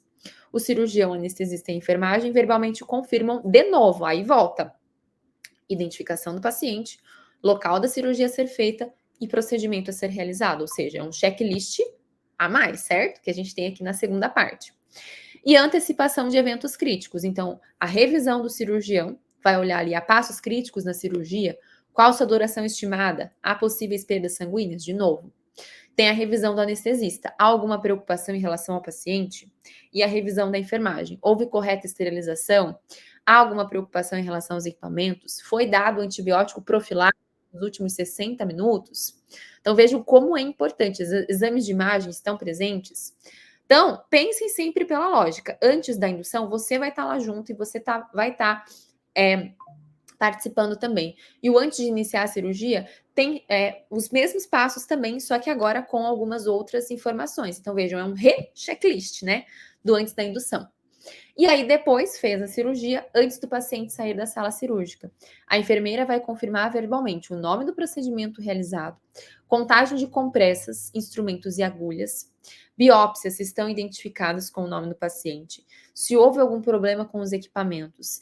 E o cirurgião, o anestesista e a enfermagem analisam os pontos mais importantes na recuperação pós-anestésica e pós-operatória deste paciente. Então, gente, não é difícil a gente entender quais são os passos aqui do checklist da cirurgia segura, tá? Sempre prestem atenção e sempre pensem pela lógica. O paciente, ele precisa participar também da sua segurança, né? Da segurança do paciente ali. Então, no caso, antes da indução anestésica, ele vai estar participando do checklist também, ok? Então, perfeito aqui o nosso checklist da cirurgia segura. Questão 12. Vamos lá para a parte de exame físico. Oh, meu Deus, esse conteúdo aqui também cai bastante, hein? Durante o exame abdominal de um paciente, o enfermeiro realizou a ausculta antes da palpação e da percussão. Então, exame abdominal, o enfermeiro auscultou primeiro antes de palpar e percutir. A respeito dessa conduta, é correto afirmar que está incorreta, pois a palpação deve sempre preceder a ausculta? Gente, estamos falando de exame físico abdominal. Se é abdominal, concordam que se a gente palpar primeiro, palpamos o abdômen primeiro, a gente vai alterar os dados da ausculta, né? A gente vai movimentar, vamos fazer uns movimentos ali na barriga e vai alterar. Então, essa conduta está certa, né? É a conduta recomendada, pois as manobras nessa região podem alterar os ruídos intestinais. Então, letra B, alternativa correta. E aí, eu trouxe para vocês, que vocês nunca mais vão esquecer também, a revisão aqui do exame abdominal. Então, no exame abdominal é inspeção, ausculta, percussão e palpação. O IAPEPA, que vocês vão lembrar. IAPP ou IAPEPA. Por isso, o porquinho aqui, para vocês lembrarem da Peppa Pig. Então, exame abdominal, vocês vão lembrar da Peppa Pig. IAPEPA, né? IAPEPA, exame abdominal, IAPEPA. Então, o exame abdominal é a parte, né, do exame físico que a ausculta vem depois. Então, que a inspeção vem primeiro e a ausculta, depois vem a percussão, depois vem a palpação. Ok? Então, vocês vão lembrar da PEPA no exame físico abdominal. Questão 13. Na unidade do centro cirúrgico, a segurança do paciente no período intraoperatório deve ser garantida por meio de medidas de prevenção de eventos adversos. Dentre os cuidados de enfermagem na colocação da placa de bisturi elétrico, recomenda. Gente, isso aqui caiu muito no Enário. Todos os anos cai uma questão dessa no Enário. Então, cuidados com o bisturi elétrico que nós precisamos ter para aqui na questão de segurança do paciente. Letra A. Secar completamente. Opa, me perdi aqui. A placa antes de colocá-la no paciente e retirar toda a umidade da pele. Vamos lá, então. Gente, letra A. A gente sabe que a remoção da umidade da pele ela é importante para a gente garantir a adesão ali da placa. Só que a gente precisa pensar que o foco principal deve ser a integridade, né, da conexão e o local também da aplicação, que não estão dentro da questão. Então, a umidade, né, ela pode interferir na adesão da placa. Mas a segurança não depende só disso, também depende de outros fatores. Então, a integridade dos fios, o local de aplicação, certo? Então, por isso que este não é o nosso gabarito. Letra B. Verificar a integridade de fios e conexões da placa de bisturi, que a gente falou aqui que é importante, e posicionar a placa sob tecido cicatricial longe do sítio cirúrgico. Gente, a colocação da placa em tecido cicatricial, ela vai comprometer essa condução elétrica e vai aumentar aí o risco de queimaduras, tá? Então, falamos da parte dos fios, tá correto, mas essa parte de colocação da placa em tecido cicatricial compromete a condução elétrica. E aí a gente tem risco de queimadura. Então, tá errado. Letra C. Retirar completamente a umidade da pele, colocar a placa sobre saliência óssea, distante do sítio cirúrgico.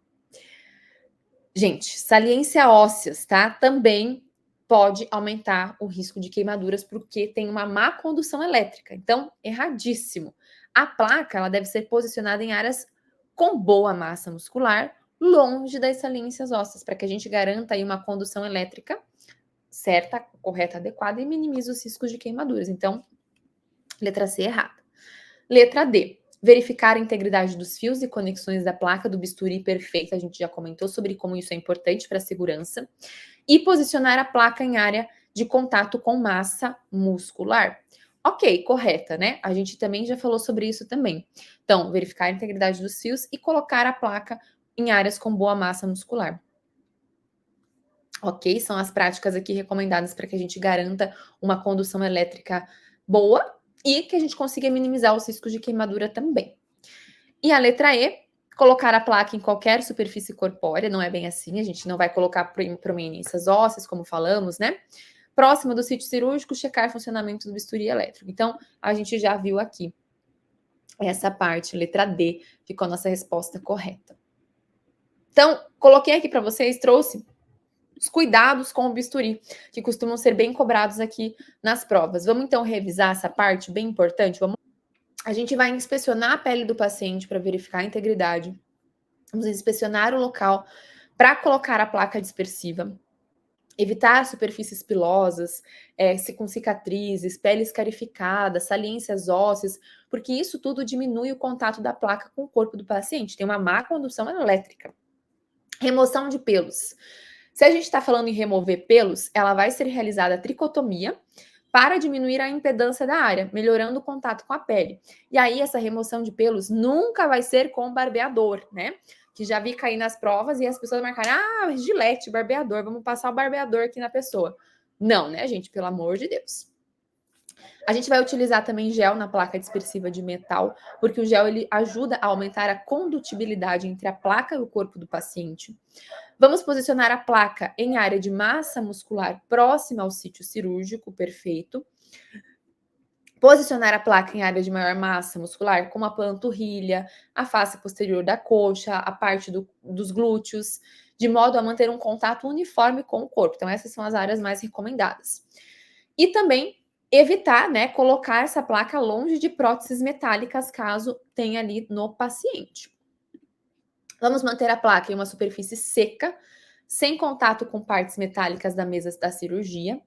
Vamos manter o plug do cabo da placa afastado do corpo do paciente para que a gente não cause lesões de pele em decorrência dessa pressão.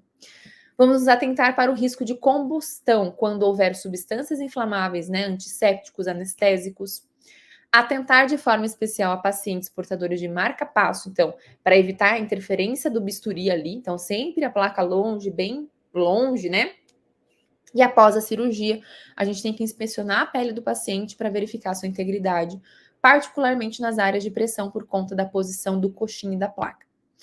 E a retirada das placas descartáveis deverá ser feita puxando por um dos cantos do lado do cabo e segurando a pele adjacente a fim de que a gente evite a lesão na pele do paciente. Nunca utilizar o cabo para retirar a placa.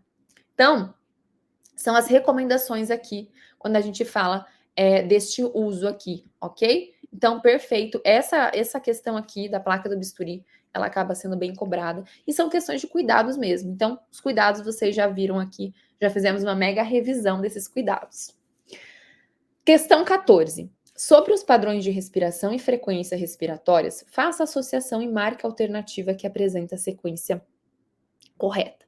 Então, nós estamos falando de bradipneia, respiração de Cheyne-Stokes, respiração de Biot e respiração de Kussmaul. A gente precisa associar um a cada um dos itens aqui. Vamos lá. Aumenta até o máximo e reduz até a apneia. Aumenta até o máximo, se possível, na hora da prova. Podem ir desenhando, fazendo um desenho da respiração para vocês relembrarem. Respira-se em ciclos, que aumenta e diminui a profundidade, com períodos de apneia. Quase sempre ocorre com a aproximação da morte. Que respiração é essa, meus caros? A aproximação da morte. Vocês vão lembrar do Cheyne-Stokes. Então, essa é a respiração de Cheyne-Stokes, que está descrevendo aqui para nós. Segunda, respiração anormalmente lenta. Bradiapneia, né, que nós temos aqui. Anormalmente lenta, não traz mais muitas informações. O mais correto seria a bradiapneia. Terceira, respirações superficiais durante 2 ou 3 ciclos, seguidos por período irregular de apneia. Qual é um período irregular de apneia? 2 ou 3 ciclos e tem um período irregular. Nós temos a respiração de BO, né? Período irregular de apneia, BO. E a última, inspiração profunda seguida de apneia e expiração suspirante. Faltou aqui a Kussmaul, então ficou a última Kussmaul. Vamos ver se está certo? 2, respiração de Cheyne-Stokes. bradiapneia. 3, BO. E 4, Kussmaul. Perfeito. E aí, gente, nós temos este gráfico aqui, este mapa da revisão perfeito para vocês. Esse mapa aqui salva vidas, vai salvar a vida de vocês para a prova. Olha só, gente. Vamos olhar aqui que geralmente o Enari gosta de trazer as imagens. Então, vamos associar as imagens com o tipo de respiração, essas 3 respirações que são mais cobradas nas provas. Prestem atenção. A respiração de Cheyne-Stokes. Então, ela vai aumentar até o máximo e reduz até a apneia. Quando aparecer para vocês a respiração de Cheyne-Stokes, vocês vão lembrar que ela tem um período grande de apneia. Então, ela geralmente tem assim, ó, ciclos, né? Aumenta e diminui, aumenta e diminui, aumenta e diminui, e aí tem um período grandão de apneia. Quase sempre se aproxima com o período da morte. A pessoa fica um tempão ali sem respirar, apneia total. As doenças aqui, né, que a gente tem a apneia do sono, doença neurológica. Então, a imagem, vocês vão lembrar dela exatamente assim. Ela é bem, né, grande, pequeno e apneia. Grande, pequeno, apneia grande, tá? É nesse formato aqui que vocês vão lembrar da imagem.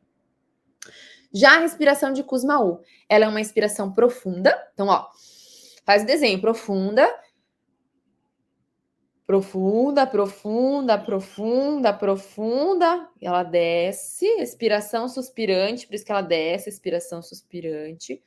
E aí ela tem a apneia pequenininha ali. E vai de novo, profunda.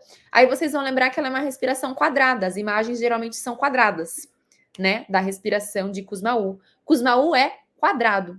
Qual é as doenças aqui relacionadas? O coma diabético, né? A diabetes mellitus tipo 1 estão relacionadas à respiração de Kussmaul. Então, Kussmaul é quadrado. Se aparecer uma imagem quadrada para vocês, é a respiração de Kussmaul. É exatamente nesse formato. E aí vocês vão lembrar. Inspiração.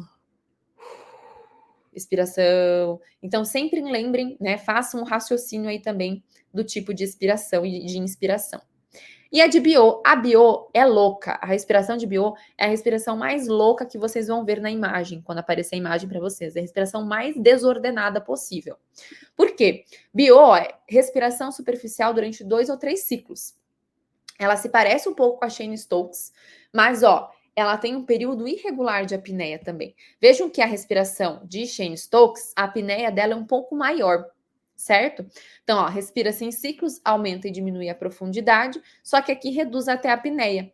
Aqui tem esse período irregular da apneia. Então, a pessoa vai respirar por 2 ou 3 ciclos, irregular, né? É superficial, e aí ela vai ter uma apneia. Tá vendo que a apneia ela aparece aqui, ó? Vou mostrar aqui para vocês. Apneia, apneia, apneia, apneia um pouco maior, apneia. Então vejam que a apneia ela não é igual a Cheyne-Stokes. Olha como é que é a apneia da Cheyne-Stokes. Ela é uma apneia bem característica. Tem aqui um ponto de apneia maior. No BO, não. É uma confusão. A pessoa do BO, respiração do BO é louca, é maluca. Então, apareceu assim para vocês a respiração de BO. Sempre será mais desordenada. E aí a gente tem como exemplos lesões cerebrais, a depressão do centro respiratório, lesão medular, compressão do bulbo, acabam aparecendo aqui na respiração de BO. Perfeito! Questão de número 15.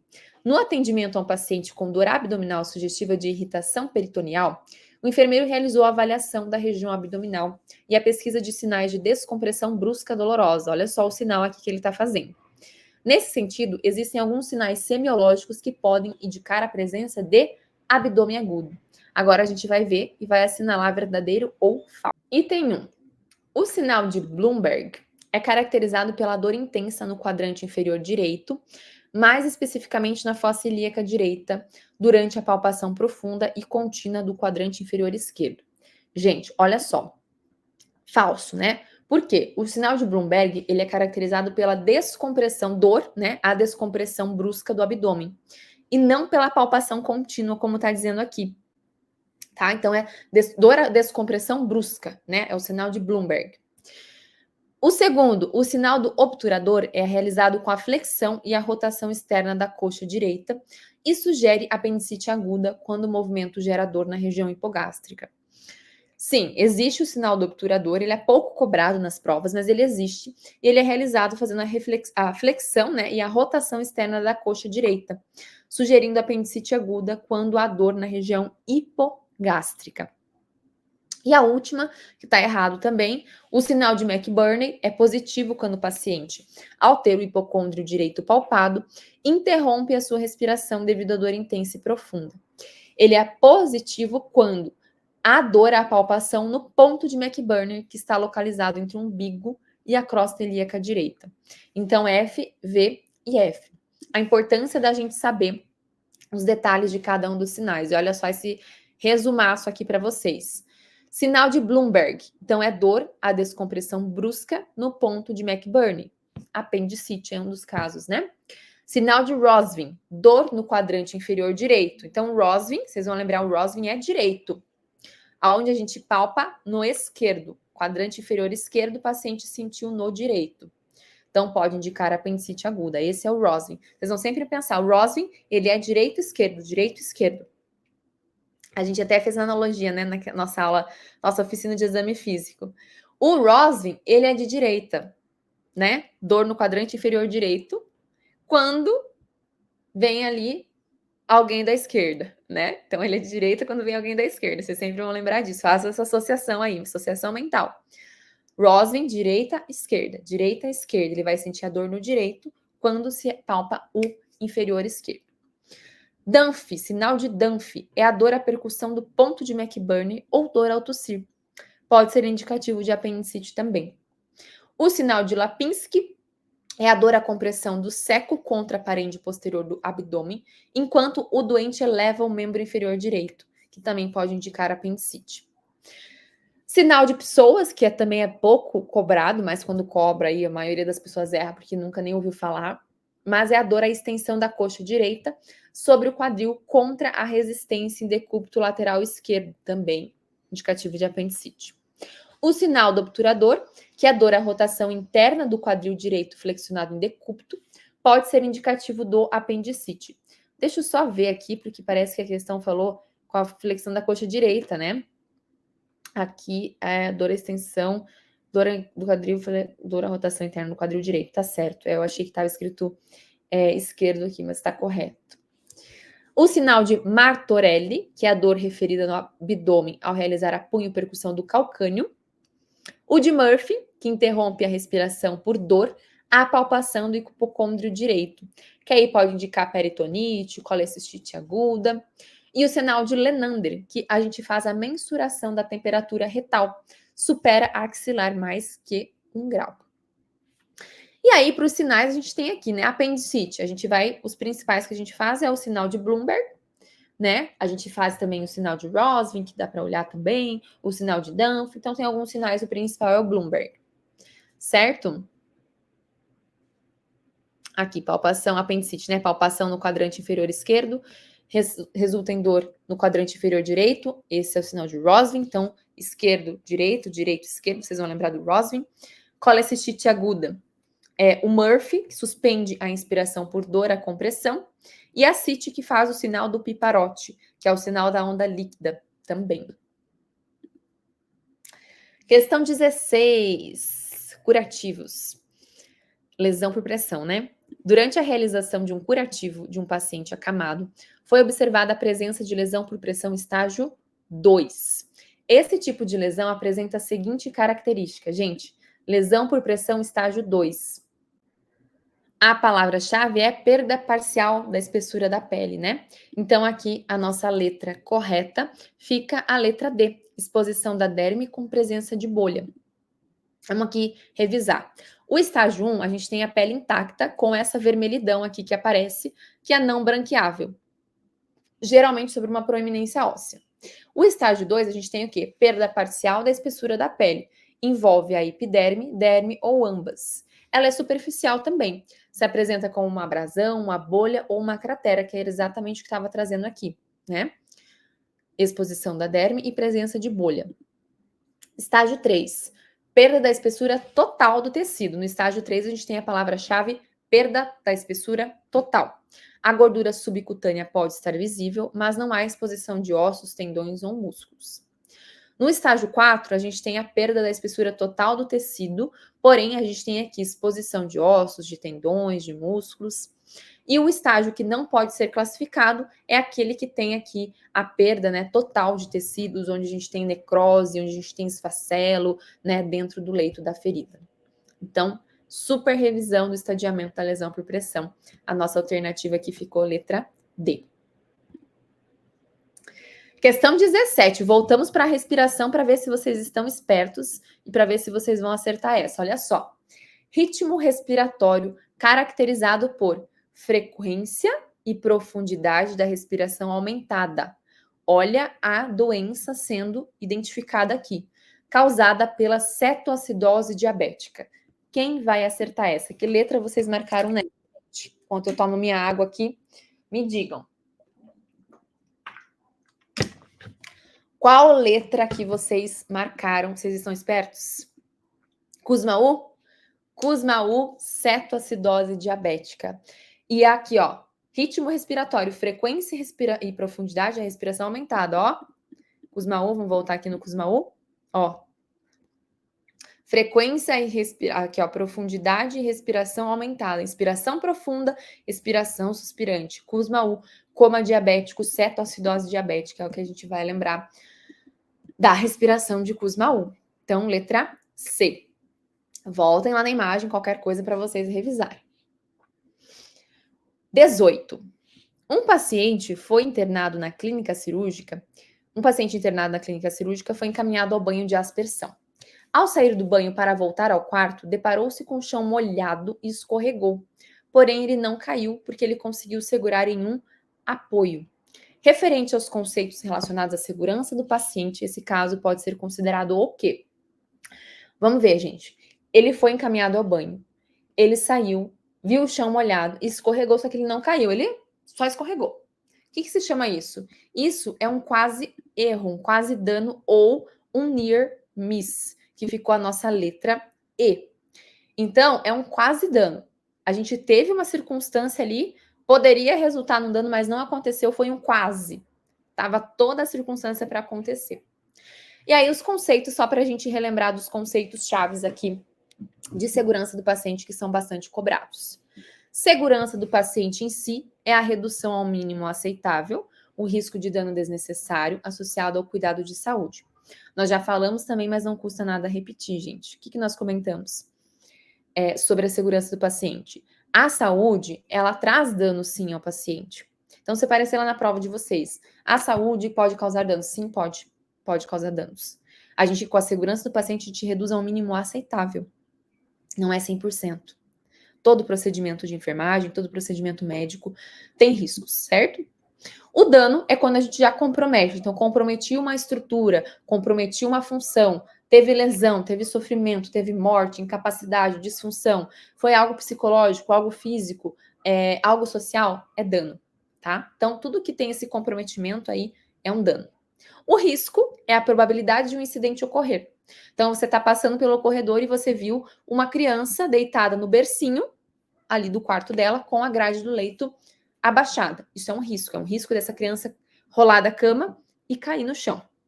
E acontecer alguma coisa com ela, acontecer um evento adverso, certo? O incidente é qualquer evento ou circunstância que poderia ter resultado ou resultou em dano desnecessário ao paciente. Incidente é evento ou circunstância que poderia ter resultado ou resultou em dano desnecessário. Circunstância notificável, incidente com potencial dano ou lesão. Circunstância notificável, gente, é tudo, basicamente tudo. Tudo que era o paciente ali que quase escorregou, por exemplo, que escorregou e quase caiu, isso é uma circunstância notificável. Ah, mas não aconteceu nada, não interessa. A gente precisa identificar como que esse paciente saiu já com tudo molhado ali. Não pode acontecer, então eu tenho que notificar. Viu a grade do leito abaixada, não está levantada, eu preciso notificar também, mesmo que a criança não tenha caído, mesmo que seja um risco, eu tenho que notificar. Circunstância notificada é tudo. Incidente com potencial dano ou lesão. O near miss é esse quase erro, então ele não atingiu o paciente, é um incidente que não atingiu. Tinha ali tudo para acontecer, mas não atingiu, graças a Deus. Então isso é um near miss, ou quase erro, ou quase dano também. Um incidente sem lesão. Um incidente atingiu o paciente, mas não causou dano. Então, por exemplo, se esse paciente tivesse caído no chão, né? Esse paciente ali do caso anterior caiu no chão, mas não aconteceu nada. Ele caiu no chão, mas não teve nada. Não teve dor, não aconteceu nada com ele. Só caiu um tombinho ali. É um incidente que atingiu o paciente, mas não causou dano. Agora, um evento adverso é aquele que resulta em dano ao paciente. Então, digamos que esse paciente estava tudo molhado, ele caiu no chão, ele quebrou a bacia. Teve um evento adverso. Aí, esse paciente, ele teve um evento adverso, ele teve um dano também. Então, às vezes, os conceitos, eles são interligados, ok? Então, é importante a gente lembrar disso também. Perfeito? Perfeito, como a gente diz, né?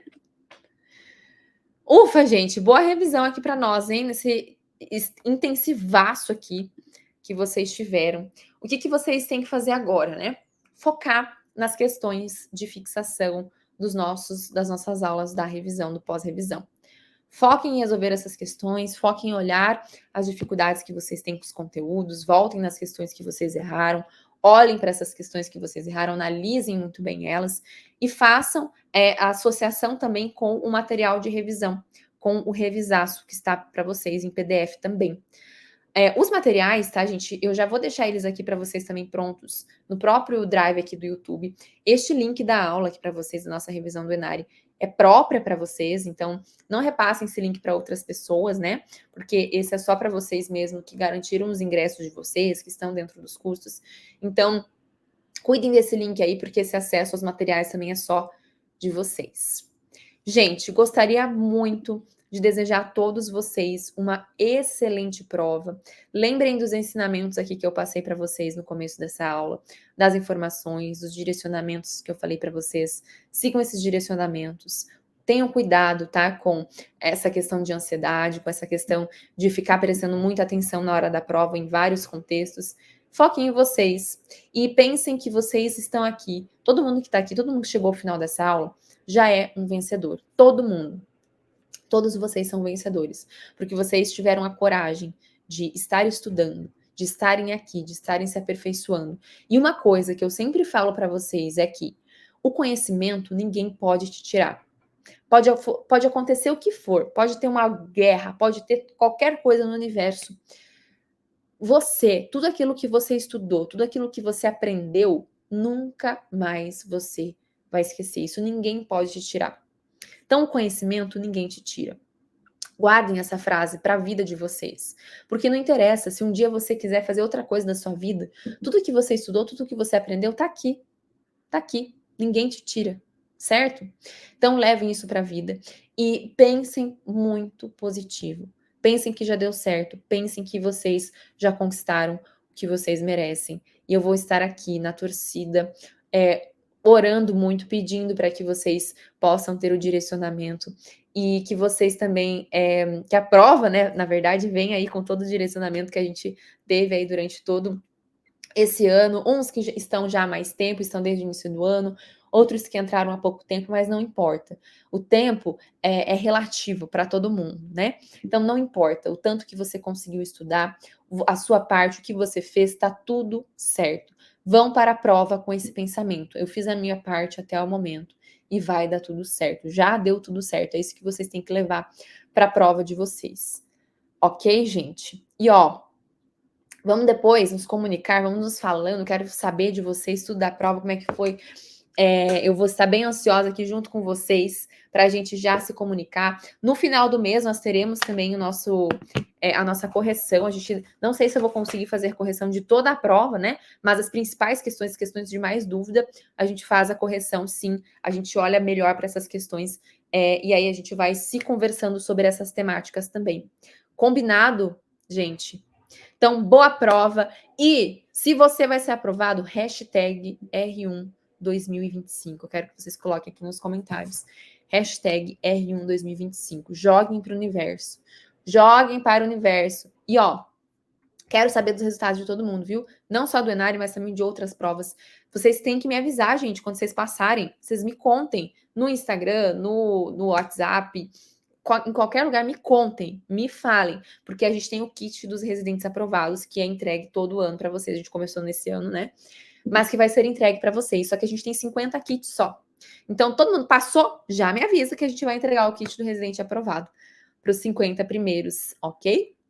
Gente, um beijo grande, fiquem com Deus e lembrem, de novo, você é capaz. Eu acredito em você. Basta você acreditar em você agora, nesse momento. Vão para a prova com tudo. Sangue nos olhos, porque vocês sabem que vocês conseguem. Vocês chegaram até aqui. Quanto mais a gente estuda, parece que menos a gente sabe. Mas se vocês têm esse sentimento, esse pensamento, é porque vocês estão no caminho certo e que a aprovação vai sair no nome de vocês. Um beijo, gente. Sucesso para todos vocês. Um grande abraço. Estarei aqui nas minhas vibrações mais positivas possíveis.